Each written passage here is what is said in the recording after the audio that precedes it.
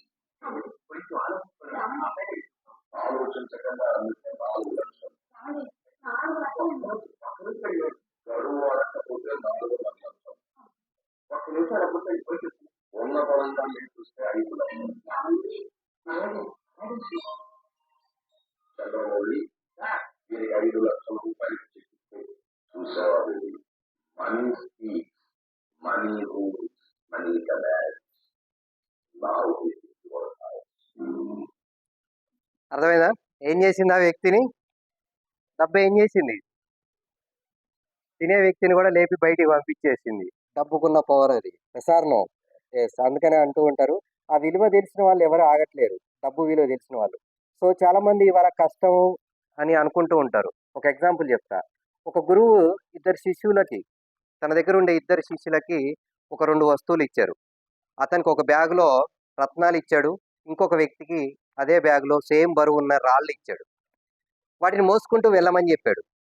అలా కొంచెం దూరం వెళ్ళిన తర్వాత ఏదైతే ఈ రాళ్ళున్న వ్యక్తికి అది బరువనిపిచ్చింది. రాళ్ళున్నది గదా! అది బరువనిపిచ్చింది. తర్వాత కాసేపటి తర్వాత ఏం జేశాడు? ఆ బ్యాగ్‌ని పక్కకు పడేశాడు. రాళ్ళున్నాయి గదా! పక్కకు పడేశాడు. కానీ ఏదైతే ఈ రత్నాలున్నాయి జూడండి, రైట్? ఇతను అలాగే కంటిన్యూ జేస్తూనే ఎళ్ళిపోతూ ఉన్నాడు ఆ శిష్యుడు. తర్వాత కొద్దిసేపటి తర్వాత అడిగాడు. బాబు మరి నీకు గూడా ఇదే బరువున్న రత్నాలిచ్చాను గదా! మరి నీకు బరువేయట్లేదా అని అడిగాడు. బరువేస్తుంది గురువుగారు నాకు. కానీ దాంట్లో విలువ గల వస్తువులున్నాయి. దాని విలువేంటో తెలుసు గాబట్టి దాన్ని నేను భరిస్తున్నా అని జెప్పాడు. Yes or no? అర్థమైందా? ఇవాళ వెస్టీజ్ విలువ తెలిసిన వాళ్ళు సీరియస్‌గా చేస్తూ వెళ్ళిపోతున్నారు. విలువ తెలియని వాళ్ళు బరువు తగులుతుందని జెప్పేసి ఆగిపోతున్నారు. అది రీజన్. అర్థమైందా? విలువ తెలిసిన వాళ్ళు ఇవాళ సక్సెస్ అవుతున్నాం. రైట్? బరువనుకునే వాళ్ళు ఎందుకు అనంటే వాళ్ళకి దాని విలువ తెలియట్లేదు. దాంట్లో ఏంటి? ఏముంది వెస్టీజ్‌లో? ఏం తీసుకోవాలి? అనేది అర్థం గాక దాన్ని పక్కకు పెడుతున్నారు. రైట్? అలా మీరు గూడా దీని విలువని గ్రహిస్తే వెస్టీజ్‌లో మీరు గూడా ముందుకెళ్తారు.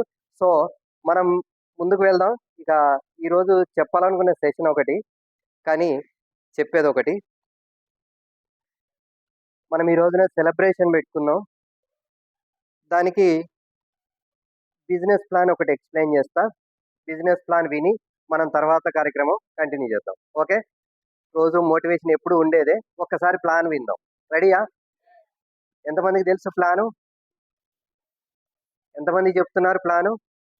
చెప్పేవాళ్ళు క్వెషన్‌లు అడుగుతా. ప్లాన్ ఎంతమందికి చెప్తున్నారు? ఆ! చూసారా చేతులు డౌన్ అయిపోతున్నాయి. రైట్. రైట్. ఎంత ఎంతమంది జూమ్‌లో గాని, బోర్డ్ మీద గాని చెప్పగలుగుతున్నారు ప్లాను? రైట్. కొద్దిమందే చేస్తున్నారు. ఇది ఎవరైతే చెప్పగలుగుతారో వీళ్ళే డబ్బు సంపాదిస్తారు. Very important. రైట్. మనిషికి గుండె ఎంత ఇంపార్టెంటో గుండె ఏం చేస్తది? ఏ భాగం పని చేయాలన్నా ఆ భాగానికి ఏం చేస్తది? గుండె రక్తాన్ని పంపిస్తది. మన బిజినెస్ ప్లాన్ ఏం చేస్తదో తెలుసా? నీకు ఏ డ్రీమ్ ఉందో కారు కావాలా? కారు దగ్గరికి పంపిస్తది. నీకు ఇల్లు కావాలా? ఇల్లు దగ్గరికి పంపిస్తది. నీకు ఫారెన్ ట్రిప్ ఎళ్ళాలా? ఫారెన్ ట్రిప్ దగ్గరికి పంపిస్తది. ఏం పంపిస్తది? ఏం పంపిస్తది? ప్లాన్. అర్థమైంది గదా! మరి దాన్ని నేర్చుకోవాలా వద్దా? నేర్చుకోండి. పెద్ద విషయమేం గాదు. 10వ తరగతి చదివిన మేమే నేర్చుకున్నాం. మీరు ఈజీగా దీన్ని నేర్చుకోగలుగుతారు. సో, ఫాస్ట్‌గా నా గురించి చెప్పేసి ముందుకు వెళ్దాం. ఇప్పుడు చూసారుగా ఈ పక్కనున్న అమ్మాయి మా మేడం ఇక్కడే ఉంది. సో, తను నేను పేరు హరికృష్ణ స్రవంతి. బిజినెస్‌ని 6 సంవత్సరాలు అవుతుంది దాదాపుగా. మరి అంతకుముందు ఏం చేశానంటే ట్రాక్టర్ తోలా. 98లో 10థ్ వరకే చదివా. తర్వాత ట్రాక్టర్ డ్రైవింగ్, తర్వాత స్టీరింగ్ ఆటో నడిపా, తర్వాత లారీ క్లీనర్‌గా చేశా, తర్వాత బస్ డ్రైవర్ నర్సంపేట నుంచి నిజామాబాద్. ఎయిర్ బస్ డ్రైవర్‌గా పనిచేశా. అప్పుడు 6,000 జీతం. అప్పుడు పెళ్లయింది. తర్వాత సంపాదన లేదు. ఇది అదొద్దని జెప్పేసి మోటార్ ఫీల్డ్ నుంచి బయటకొద్దామని షాప్ బెట్టా. Electrical shop. 2017 నవంబర్ 28వ తారీఖున ఎలక్ట్రికల్ షాప్ బెట్టా. అంటే ఒక బిజినెస్ వైపెళ్తే డబ్బు సంపాదించొచ్చని అర్థమైంది. ఒకవేళ అప్పుడే గనక వెస్టీజ్ వచ్చుంటే నేను జాయిన్ అయ్యేవాడినేమో. రైట్. కానీ అప్పుడు నాకు వెస్టీజ్ తెలియదు. ఇవాళ మీరు గూడా ఏం బిజినెస్‌లు ఏం చేయట్లేరు కొంతమంది. రైట్. కానీ ఇప్పుడు మీకు అవకాశం వచ్చింది. దీన్ని మీరు అర్థం చేసుకొని, దీని విలువ తెలిసి, దీంట్లో ముందుకెళ్తే మీరు గూడా మాలా తయారవుతారు. రైట్? ఎందుకంటే ఇవాళ మీరు చూడండి కార్‌లలో తిరిగేవాళ్ళు గాని, లగ్జరీ కార్‌లు కొనేవాళ్ళు గాని, నెలకి లక్షలు సంపాదించేవాళ్ళు గాని ఉద్యోగాల్లో లేరు. అవునా? కాదా? ఉద్యోగాలు చేస్తే మీరొక కారు కొనలేరు. లగ్జరీ కార్ కొనలేరు. Yes or no? అవునా? కాదా? ఇది అర్థం చేసుకోండి. మరి అది అక్కడి దాకా వెళ్ళాలి అంటే ఏంటి? బిజినెస్. మరి బిజినెస్ చేయాలంటే ఏంటి? మన దగ్గర పెట్టుబడి లేదు. ఇప్పుడున్న రోజులలో ఈ డైరెక్ట్ సెల్లింగ్, ఈ నెట్వర్క్ మార్కెటింగ్ మనలాంటి వాళ్ళకి ఇదొక గొప్ప అవకాశం. ఇది ఇంపార్టెంట్ ఇది గుర్తుపెట్టుకోండి. అంటే నేను చాలా మందిని గమనిస్తూ ఉన్నా. ఒక, ఒక సెక్యూరిటీ వాచ్‌మెన్ వెళ్లి కలుస్తున్నాం. అతనికి బిజినెస్ గురించి చెప్తున్నాం. కానీ అతను లైట్‌గా తీసుకుంటున్నాడు. అతనికి ఇంకెవరు చెప్పగలుగుతారు? అతనికి ఏ అవకాశం వస్తది? ఇప్పుడు సపోజ్ ఇక్కడే మనమే కూర్చున్నాం. రైట్? మన దగ్గర ఎన్ని తెలివితేటలున్నాయో మీ అందరికి తెలుసు. రైట్? మనకి ఇంకే అవకాశాలొస్తాయి? ఇప్పటికిప్పుడు ఏదన్నా లాటరీగా మనకు పెద్ద ఉద్యోగాలొస్తాయా? ఏదన్నా డబ్బొచ్చేస్తదా? అంటే మొన్న ఒక వ్యక్తి ఎక్కడ చంద్రరావుపేట దగ్గరికి వెళ్ళాం. అతను ఒక హ్యాండిక్యాప్డ్ వ్యక్తి. హ్యాండిక్యాప్డ్. ఇంత ఉంటాడు.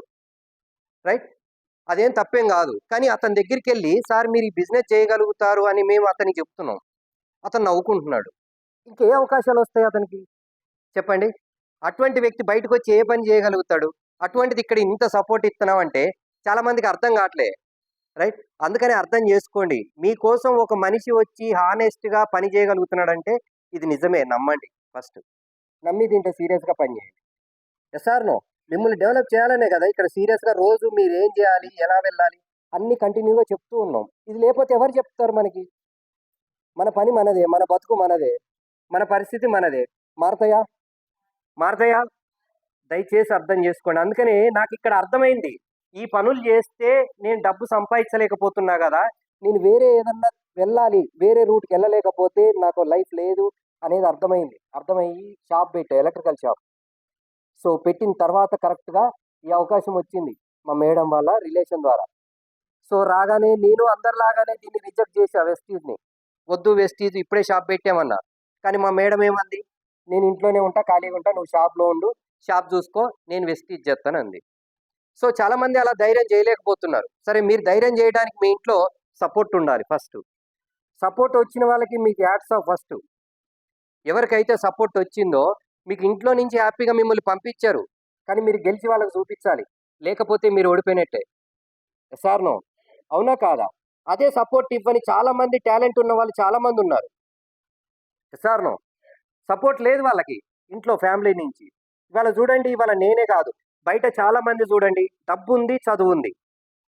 డబ్బుంది వాళ్ళ దగ్గర చదువుంది. మంచి స్కిల్స్ ఉన్నాయి. అందరూ మరి వ్యాపారాలు చేస్తున్నారా? చేస్తున్నారా? మీ ఊర్లోనే గమనించండి. వాళ్ళ దగ్గర చాలా డబ్బుంది. వాళ్ళ దగ్గర చదువుంది, తెలివితేటలున్నాయి. కానీ చెయ్యరు, వ్యాపారం చేయరు. Yes or no? మనకిదొక అదృష్టం నిజంగా అదే చెప్తూ ఉంటా నేను. మంచి అవకాశం వచ్చింది. సీరియస్‌గా దీన్ని ఏం చేయాలి? ఏం నేర్చుకోవాలి? అనేది ప్లాన్ చేసుకొని వెళ్ళండి. ఏం చేయాలి? నేనేం నేర్చుకోవాలి? వెరీ ఇంపార్టెంట్ ఇది. ఇక్కడ వినంగానే, ఎళ్ళిపోగానే ఇంట్లో కూర్చుంటే డబ్బు రాదు మీకు. మళ్ళా రేపు మీరు వర్క్ ఏంటి? ఏం చేయాలి నేను? Yes or no? అదొక ప్లానింగ్ ఉండాలి. Daily plan. ఈరోజు నా పనేంటి? Weekly plan. ఈ వారం నేనేం చేయాలి? Monthly plan. ఈ నెలలో నేనేం అచీవ్ చేయాలి? అర్థమైందా? డైలీ, వీక్లీ, మంత్లీ ప్లస్ సంవత్సరానికి. ఈ సంవత్సరం నా గోల్ ఏంటి? లేదు 5 సంవత్సరాలకి నేను ఎంత డబ్బు సంపాదించాలి? 5 ఇయర్స్‌లో వెస్టీజ్‌లో ఎంత డబ్బు సంపాదించాలి? 2030 వరకు మీ ఇన్‌కమ్ ఎంత ఉండాలనుకుంటున్నారు? ఇది టార్గెట్ చేసుకోండి. 2030 వరకు నా ఇన్‌కమ్ కనీసం 15 కాదు 20 లక్షలు ఉండాలి నా ఇన్‌కమ్. 15 పైనే ఉండాలి. 15-20 ఇది నా టార్గెట్. అట్లా మీరు ఒక 5 ఇయర్స్ తర్వాత ఏం చేద్దాం అనుకుంటున్నారు? మరి ఇది తీసుకుందామని ఉంది గదా! డబ్బు అందరికి అవసరమే. ఎవ్వరు కాదనరు. కారు కూడా అందరికి అవసరమే. Yes or no? మరి కావాల్సిన డబ్బుకి నేనేం చేయాలి? ఇది చాలా ఇంపార్టెంట్ ఇది. నేను ఏం పని చేయాలి ఈ డబ్బు తీసుకోవాలి అంటే? నేను దేని గురించి నేర్చుకోవాలి? పని చేయడం కాదు. ఫస్ట్ నేర్చుకోవడం మీద దృష్టి పెట్టండి. వెంటనే ఒక టైలరింగ్ చేస్తానంటే వెంటనే ఎళ్లి మిషన్ మీద కూర్చుంటే డబ్బు రాదు. ఫస్ట్ ఏం చేయాలి మీరు? కటింగ్ నేర్చుకోవాలి. దాని మీద స్టిచ్చింగ్ నేర్చుకోవాలి. అవునా కాదా? ఒక టీ పెట్టేవాడు గూడా ఒక రోజు ముందు దాన్ని ప్రాక్టీస్ అవ్వాలి. అంతెందుకు మనం ఒక ఫ్లోర్ క్లీనర్ డెమో చేస్తేనే దాన్ని ఒకసారి ప్రాక్టీస్ అవుతాం. ఇంటి దగ్గరే ప్రాక్టీస్ అవుతాం. Yes or no? అవునా కాదా? డైరెక్ట్ వెళ్లి వాళ్ళ దగ్గర చూపియం గదా! అంటే ఏంటి నువ్వు ముందు ప్రాక్టీస్ అవుతున్నావు. ఇది కూడా అంతే నేర్చుకో. దేని గురించి నేర్చుకోవాలి? ఫస్ట్ బిజినెస్ ప్లాన్ నేర్చుకోవాలి. ఏం నేర్చుకోవాలి? బిజినెస్ ప్లాన్ చాలా ఇంపార్టెంట్. తర్వాత ప్రొడక్ట్స్ గురించి నేర్చుకోవాలి. కొన్ని ప్రొడక్ట్స్ గురించి నేర్చుకోండి. మన దాంట్లో ప్రొడక్ట్స్ ఉన్నాయి. ఈ పెద్ద విషయాలేం గాదు. మీరు ఇంట్లో ఖాళీ కూర్చున్న టైంలో ఈజీగా నేర్చుకోవచ్చు. అందుకే చెప్తున్నా సమయం పెట్టండి. దీని విలువ తెలిస్తే పెడతారు. దీని విలువ తెలియలేదా? మీకు వంటే వండడమే ఇష్టం. కూరలో మంచిగా రుచిగా వండాలి. మా ఆయనకు పెట్టాలి, పిల్లలకు పెట్టాలి. అది విలువ. దానికి విలువిస్తారు. వెస్టీజ్‌కి ఇవ్వరు. Yes or no? అవునా కాదా? నిజమా కాదా? అర్థం చేసుకోండి. అదే దీనికి విలువిచ్చారనుకోండి, దీని మీద ఎక్కువ దృష్టి పెడతారు. ప్రొడక్ట్ గురించి నేర్చుకోండి. తర్వాత కంపెనీ గురించి తెలుసుకోండి. తర్వాత ఏంటిది? కంపెనీ గురించి తెలుసుకోండి. అసలు కంపెనీ ఏంటి? దీని స్ట్రాటజీ ఏంటి? మన హెడ్ ఆఫీస్ ఎక్కడుంది? అసలు ఎన్ని ప్రొడక్ట్స్ తయారవుతున్నాయి? చిన్న విషయాలే. ఇన్ని పెద్ద సబ్జెక్టులు అవసరం లేదు. ఒక పిల్లాడిని స్కూల్లో వేయాలంటేనే అన్ని ఆరాలు తీసి ఎక్కడ వేయాలి, ఎక్కడ బాగా చెప్తారో తెలుసుకొని చేస్తున్నావు.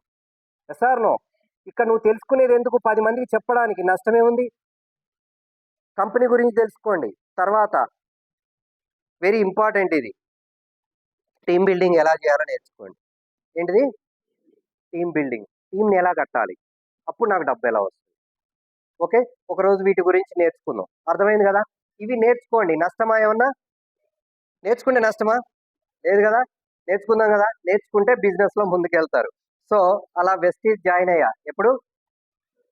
2018 మార్చి 5వ తారీఖున వెస్టీజ్లోకి అడుగు పెట్టాను. ఇప్పటికి దాదాపు 6 సంవత్సరాలు అవుతుంది, దగ్గర దగ్గర 6 సంవత్సరాలు అవుద్ది. ఓకే, ఇప్పుడు చూడండి మరి ఏం జరిగింది. వచ్చిన తర్వాత 2 ఏళ్లలో కారు తీసుకున్నా, కియా సెల్టాస్. ఏం కారు? Kia Seltos. చూసారా కారు? ఎంతమంది చూశారు నా కారు? బాగుంటుంది, నాకే నచ్చింది కారు. అర్థమైందా? ఒకసారి మీరు చూడండి, కియా కారు 5 ఏళ్ల క్రితమే దాన్ని కారుని తీసా. ఒక 5 ఏళ్ల క్రితమే ఒక పూరి గుడిసెలో ఉండే పేదవాడు వెస్టీజ్లో కారు తీయొచ్చు అని ఈ జిల్లాలో ప్రూవ్ చేశా. ఇటువంటి కారులో తిరగచ్చు అని ప్రూవ్ చేశా 5 years బ్యాక్. ఇవాళ మీరు చేయలేరా? చేయలేరా? కనపడుతుందా లేదా ప్రూఫ్? రైట్. చూడండి, ఇక కారు వచ్చాక ఎలా ఉంటుంది? ఇక ఆగుద్దా? అప్పటి వరకు కొద్దిగా ఏదన్నా ఇంకా కొంచెం మరగని రక్తం ఉన్న అది కూడా మరుగుతుంది. కారు వచ్చేసింది. రైట్. ఒక స్టేటస్ వచ్చింది. వచ్చిద్దా రాదా? కారు వస్తే వాల్యూ పెరిగిద్దా లేదా? పెరుగుద్ది. ఇంకేం చేయాలి? దానికి ఇన్కమ్ పెంచుకోవాలి. అలాగే ఇన్కమ్ కూడా పెరిగింది. 4,98,000 హైయెస్ట్ ఇన్కమ్. అలా సంవత్సరానికి ఎంత? 1/2 కోటి పైన. అర్థమైందా? ఒకప్పుడు ఈ స్టేజ్లో పెళ్ళైన తర్వాత ఈ టైంలో బస్సు నడిపే టైంలో కూటికి ఇబ్బంది పడేవాడిని. ఇవాళ కోట్లు సంపాదిస్తున్నాం. అర్థమైందా? దాదాపు ఒక 3.5-4 కోట్ల ఆస్తి సంపాదించుకున్నా వెస్టీజ్లో. మీకు టైం ఉంటే కూర్చోండి, ఈ మీటింగ్ అయిపోయిన తర్వాత మీకు చూపిస్తా. నాకు వెస్టీజ్ నుంచి వచ్చిన travel fund, house fund, car fund 40 లక్షలు పడ్డాయి నా అకౌంట్లో. మీకు చూపిస్తా, కూర్చోండి. 40 lakhs, 40 లక్షలు ఓన్లీ ఈ ఫండే వచ్చినాయి. House fund, car fund, travel fund 40 లక్షలు. అర్థమైందా? ఈజీగా 3 కోట్ల పైన సంపాదించుకోగలిగా. అది వెస్టీజ్ పవర్. రైట్. అందుకనే చెప్తున్నాను, ఇవాళ అటువంటి బిజినెస్కి మీరు కూడా వచ్చారు. కానీ నేను ఇందాకే చెప్పా, రాగానే డబ్బు రాదు. మొదలుపెట్టిన వాళ్ళందరూ పూర్తి చేయరు. వెస్టీజ్ని మొదలుపెట్టిన వాళ్ళందరూ అందరం మొదలు పెడతాం, కానీ కొందరే పూర్తి చేస్తారు. ఎవరు పూర్తి చేస్తారు? ఎవరైతే నేర్చుకుంటారో, ఎవరైతే చెప్పిని చేస్తారో వాళ్ళు పూర్తి చేస్తారు. రైట్. మరి పూర్తి చేద్దామా? చేద్దామా వద్దా? చేద్దామా వద్దా? మరి ఎందుకు? మీరు కూడా ఇన్కమ్ తీసుకోవాలి. ఇవాళ 26 వస్తుంది, రేపు సీరియస్గా 5 years తర్వాత మీ ఇన్కమ్ కూడా నెలకు 5 లక్షలు చెప్పాలి. 5 సంవత్సరాల తర్వాత అనేది డిసైడ్ అవ్వండి. Good morning. Good morning. రెడీయా? 5 ఏళ్ళు పని చేద్దామా? ఏమన్నా నష్టం ఉందా? రైట్. ఇబ్బంది ఏం లేదు కదా. 5 ఏళ్ళు టైం పెడతారు కదా. ఏం ముంచిపోలే. చాలా మందిని చూస్తున్నా, నాకు ఇప్పుడు టైం లేదు, నేను తర్వాత చేస్తా అని చెప్పిన వాళ్ళు కూడా మళ్ళీ వచ్చి మొదలు పెడుతూనే ఉన్నారు, చేస్తూనే ఉన్నారు. రైట్. ఏం సాధించేది ఏం లేదు అక్కడ బయట. ఎంతో మందిని చూస్తున్నా. సో ప్లాన్ చేయండి. So focus on what you want. చూశారు కదా, చేసేది చేస్తా, వచ్చేది మారాలంటే మారదు. మీకు కొత్తది రావాలంటే ఏం చేయాలి? కొత్తది చేయాలి. కొత్తది చేయాలంటే బ్రేక్ వేయాలి. పాతది చేస్తా, నేను ఇది చేస్తానంటే కాదు. చేయండి. మీరు ఇల్లు చూసుకోండి, పిల్లలు అన్నీ చూసుకుంటా ఖాళీ టైంలో దీని మీద ఫుల్ ఫోకస్ చేయండి. ఓకే, 100% ముందుకెళ్తారు. ఎందుకంటే మనకి చెప్పారు పెద్దవాళ్ళు, 2 పడవల మీద కాళ్ళు వేయలేరని చెప్పారు. అవునా కాదా? రైట్. వెయ్యొచ్చు. ఎప్పుడు? మీరు ఒక స్థిరమైన ఇన్కమ్ మీకు వచ్చినప్పుడు, అప్పుడు ఇంకొక ఆదాయం కోసం మీరు చూడొచ్చు. వెస్టీజ్లో మీకు స్థిరంగా 1 లక్ష 2 లక్షలు మీకు వస్తున్నాయి. మీరు చూడకపోయినా, మీరు పని చేయకపోయినా 2 లక్షలు వస్తున్నాయి. అప్పుడు ఇంకో ఆదాయం చూడండి. Sir no. అంతేగాని దీంట్లో ఇన్కమ్కి వెళ్లకుండా మనం ఇంకో దానికోసం చూస్తే రైట్ నష్టపోతాం. సో చూడండి, బిజినెస్ ప్లాన్. మరి మనకి ఇక్కడ ఇంత ఇన్కమ్కి దీని అంతటికి రీజన్ ఏంటిది? బిజినెస్ ప్లానే. ఇది ప్రతి ఒక్కరూ నేర్చుకోవాలి. ఎవరికి డబ్బు ఎవరికి కావాలి? ఇక్కడ అందరికి కావాలి కదా. డబ్బు కావాల్సిన ప్రతి ఒక్కరూ